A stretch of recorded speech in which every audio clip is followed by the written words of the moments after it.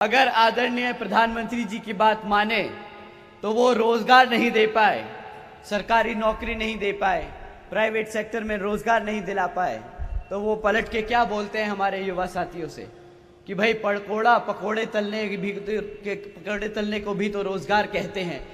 मुझे माफ करना, बोलते वक्त भी शर्म आ रही है।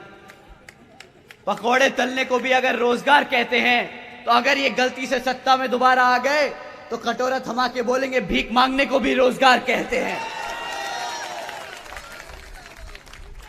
तो अगर आपको भिखारी नहीं बनना, अगर आपको पढ़ा लिखा एक इंजीनियर, एक इज्जतदार नौकरी करनी है, तो साथियों समय आ गया है। ये जो कमल का फूल खिला है, आप सब जानते हैं कमल का फूल कहां खिलता है साथियों? ये इसलिए तरक्की कर रहा है क्योंकि इसने भारत को कीचड़ बना रखा है।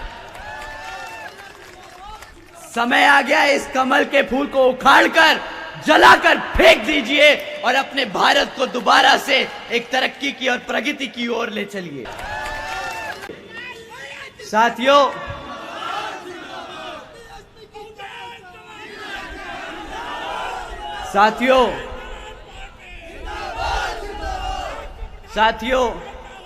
जब हमारे युवाओं को रोजगार नहीं दे पाए ये कमल के फूल वाले, जब हमारे बच्चों को शिक्षा नहीं दे पाए, तो ये आप लोगों का ध्यान भटकाने के लिए क्या कहते हैं कि भाई हम आपको मुफ्त में राशन दे देंगे।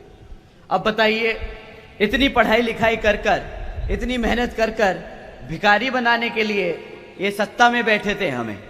अब आप ही बताइए साथियों कि ये कोई गर्व की बात है कि 140 करोड़ की भारत की जनता में अगर 80 करोड़ जनता को इन्होंने मुफ्त की राशन की स्कीम में डाल दिया, तो ये कोई गर्व की बात है? बताइए, 80 करोड़ जनता को बना दिया ना भिखारी और गरीब, गलत है साथियों? जब ये आपसे ये बोले ना कि 80 करोड़ जनता को हमने मुफ्त में राशन दिया है, तो इनसे पूछिएगा तुम कितने अनपढ़ हो सकते हो कि तुम ऐसी बात पे गर्व कर रहे हो, ऐसी बात का प्रचार कर रहे हो जिससे हम सबको, पूरे दुनिया को पता चलता है कि आधा भारत आज गरीब और भिखारी बन चुका है। साथियों, जैसा कि आप जानते हैं कि लोकसभा आम चुनाव चल रहे हैं और इन लोकसभा आम चुनावों में पिछले चुनावों की तरह ही यहां पर दुश्मन साम दाम दंड भेद का इस्तेमाल कर आप लोगों को, हमारे कैडर को, हमारे कार्यकर्ता को, हमारे वर्करों को अंदर से कमजोर करने की कोशिश करेगा, गुमराह करने की कोशिश करेगा। परंतु साथियों, पहले की तरह दुश्मन आप पे सामने से वार नहीं करेगा।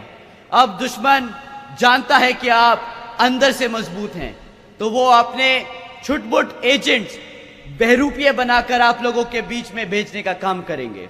तो साथियों, आप लोगों को इन बहरूपियों से, खास तौर से जो लोग नीला पटका पहनकर, जय भीम के नारे लगाकर आप लोगों को बहकाते हैं कि नहीं बहुजन समाज पार्टी हमारी हितैषी नहीं, विपक्षी पार्टियां हमारी हितैषी हैं, ऐसे लोगों से संभल कर रहना होगा। और अब पिछले बहुत समय से ऐसे चमचे जो विपक्षी पार्टियों के, आपके लोगों के बीच में घूम रहे हैं, अब इनको आपको बर्दाश्त करने की जरूरत नहीं साथियों। अब आपको इनको बर्दाश्त करने की जरूरत नहीं साथियों। अगर कोई ऐसा बहरूपिया छुटभई आदमी जो आपको बहुजन समाज पार्टी से भटकाने की कोशिश करे, अब सारे युवा साथियों से मैं दरखास्त करता हूं कि ऐसे बहरूपियों को बीच में समाज में लाकर चप्पल मार मार कर इनको वापस भगवा देना यहां से। आप लोग जानते हैं इलेक्टोरल बॉन्ड्स के बारे में, ये एक नया बहुत बड़ा स्कैम आपके लोगों के बीच में आया है। क्या आप जानते हैं इलेक्टोरल बॉन्ड्स के बारे में? साथियों, इलेक्टोरल बॉन्ड्स ये एक नया तरीका है जिससे ये राजनीतिक दल बड़े बड़े धरना सेठों से, इनकी कंपनियों से नया चंदा लेने का जरिया बना चुके हैं। साथियों, आप जानते हैं पिछले 6 सालों में 25 राजनीतिक दलों ने 16,500 करोड़ रुपए इन बड़ी बड़ी कॉर्पोरेट कंपनियों से चंदे या फिर फिरौती के रूप में लिया है साथियों। परंतु इन 25 राजनीतिक दलों में आपको भाजपा का नाम मिलेगा, कांग्रेस का नाम मिलेगा, समाजवादी पार्टी का नाम मिलेगा, परंतु एक राष्ट्रीय पार्टी है जिसने किसी भी धरना सेठ से 1 रुपया नहीं लिया। आप जानते हैं वो पार्टी कौन सी है?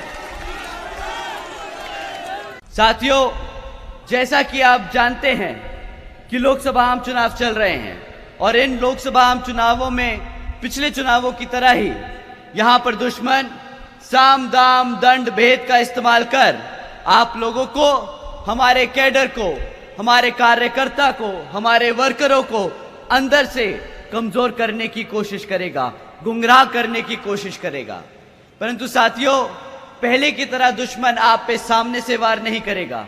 अब दुश्मन जानता है कि आप अंदर से मजबूत हैं, तो वो अपने छुटपुट एजेंट्स, बहरूपिये बनाकर आप लोगों के बीच में भेजने का काम करेंगे। तो साथियों, आप लोगों को इन बहरूपियों से, खास तौर से जो लोग नीला पटका पहनकर जय भीम के नारे लगाकर आप लोगों को बहकाते हैं कि नहीं, बहुजन समाज पार्टी हमारी हितैषी नहीं, विपक्षी पार्टियां हमारी हितैषी हैं, ऐसे लोगों से संभल कर रहना होगा। और अब पिछले बहुत समय से ऐसे चमचे जो विपक्षी पार्टियों के आपके लोगों के बीच में घूम रहे हैं, अब इनको आपको बर्दाश्त करने की जरूरत नहीं साथियों। अब आपको इनको बर्दाश्त करने की जरूरत नहीं। साथियों, अगर कोई ऐसा बहरूपिया छुटभई आदमी जो आपको बहुजन समाज पार्टी से भटकाने की कोशिश करे, अब सारे युवा साथियों से मैं दरखास्त करता हूं कि ऐसे बहरूपियों को बीच में समाज में लाकर चप्पल मार मार कर इनको वापस भगवा देना यहां से। जब आप इनको डिजिटल इंडिया के नाम पे घेर लोगे, जब आप शिक्षा के नाम पर घेर लोगे, तो ये बोलेंगे कि नहीं भाई, भारत तो बहुत ज्यादा तरक्की कर रहा है, हमारे बच्चे बच्चे को रोजगार मिल रहा है। तो साथियों, रोजगार के नाम पे भी जो इन्होंने मजाक किया है, वो भी मैं आप लोगों के बीच में रखना चाहूंगा। यहां पे कितने युवा हैं जो बेरोजगार हैं आज की डेट में? साथियों, आप जानते हैं, आप लोगों का दर्द, बहुत ज्यादा जो दर्द है, वो पूरी जनता देख रही है। इस वक्त पूरा समाज देख रहा है कि किस तरह आप लोग मेहनत करके इन सरकारी जो भर्तियां निकलती हैं, उनके एग्जाम में पेपर देके आते हो और आपको पता चलता है 4 महीने बाद ही कि वो पेपर लीक हो जाता है। तो आपका दुख और दर्द यहां पूरे भारत की जनता देख रही है। और इस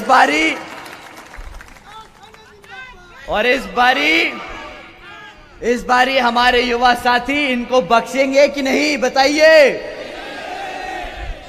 तो साथियों, जिस तरीके से ये आपका पेपर लीक करते हैं, जिस तरीके से ये बहाने ढूंढते हैं आपको ना रोजगार देने के, उसी तरीके से आप इनको बताइएगा जब ये वोट मांगने आए कि भाई, जिस तरीके से मेरा पेपर लीक हो गया था, ऐसे ही इस बारी तुम्हारा वोट लीक हो गया, अब तुम नहीं जीत पाओगे।